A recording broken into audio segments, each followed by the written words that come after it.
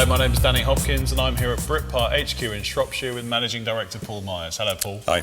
Right, on the desk in front of us we have an electric parking handbrake module. Why would you need to fit one of these? We fit these to Discovery 3s, Discovery 4s, Range Rover Sports. Same module on all the cars, just a slight software change on the later cars. Handbrake failures are quite common on these, and it either will not go on at all or has a very large screeching noise. Brilliant. And you can buy this complete kit from Britpart? Complete kit from Britpart, just plug and play as in the original equipment, yes. Brilliant. Plug and play. Well, to show you exactly how to do that, here's Martin in the workshop. Okay, so here we have the electronic park brake module. As you can see, it's just a black plastic box with 3 cables coming off it. The 2 larger cables run to the wheel stations at the back of the car and actuate the parking brake shoes onto the drums. The 3rd cable, which is this one, runs up under the centre console and can be used in an emergency, and we'll show you how to do that later. So here we've got the same unit with the front cover removed. It's just a plastic cover that's held on with a series of torque screws, and it's got a lot of sealant around it to stop water, mud, debris, that sort of thing getting inside the inner workings.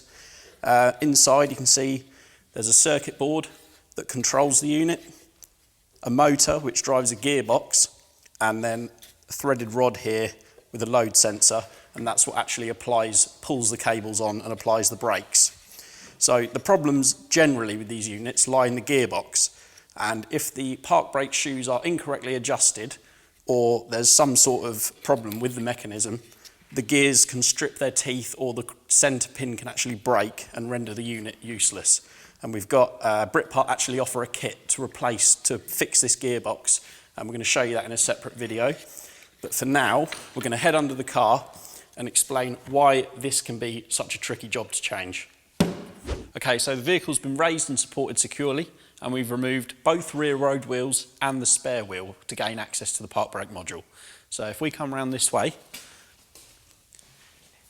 the module will come in and out through this hole in the offside wheel arch. As you can see, there's not much access, but if you look through there, you'll see the module sitting in its bracket with the electrical connector on the side and each cable coming out of each side to the road wheels.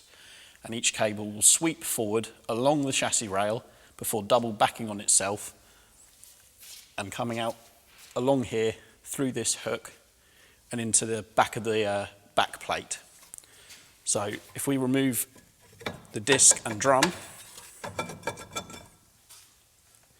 we can see these brake shoes have been replaced fairly recently, and you can already see the build-up of debris on them. And it's that debris that causes problems for the park brake module, because it gets trapped between the shoes and the drum, puts it out of adjustment, and that's what puts the extra stress on the gears inside the module. If you do need to replace the module, you'll need to release the cable from the back of the shoe. And if you look at this shoe here, it's exactly the same as that one there. It has this little lever on the back. As the cable pulls on this lever, that's what actuates the shoe. And the cable end will come through here, through this gate, and when you apply the park brake, it pulls the gate shut and holds itself in there under sort of its own tension. So that needs to be released both sides before you can release the cables. Once you've done that, you can follow the cables up over the chassis rail. There's 2 brackets each side held onto the inside of the chassis rail with a 10mm bolt. You need to remove those, and then finally you can unplug the electrical connector on the module. There's 2 10mm nuts holding the top edge of the module into its bracket, and then everything will be loose and ready to remove. But before you do remove it, it's a good idea to tie a piece of string to each cable end of the old module before you remove it, so that when you fit the new one, you can transfer the strings over and you know exactly where the cables need to go before you bolt it into position, and that will just make sure everything's in the right place, nothing's under tension, nothing's stressed, nothing's going to rub or chafe, and you can make sure you do the job right first time. Okay, so underneath the vehicle, we can see each cable comes out of the module, follows the chassis rail along, and then curves back on itself above the rail and comes out each side. So that's one, and there's the other, and then they go into the back of the brake back plates so that they can act on the shoes.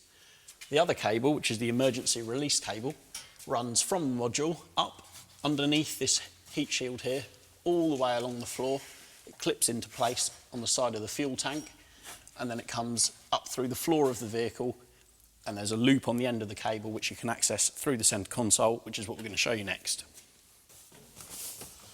So once you've pushed that release cable up through the floor and locked it in place, it should appear behind this little plastic panel behind the park brake switch. And if you have a feel around in there, there'll be a steel cable with a loop in the end. And if you ever get into a situation where you need to manually release the park brake, if you give that a good pull with a screwdriver or a hook tool, that will just take the cables off the park brake shoes and you'll be able to drive the vehicle again. And also it's very important to bear in mind, if you do replace the module, you will need to have it programmed with the correct diagnostic equipment. So that's how you replace a park brake module. Check out one of the other videos in the Britpart Workshop series and we'll show you how to replace the gears inside the module if they strip or become damaged.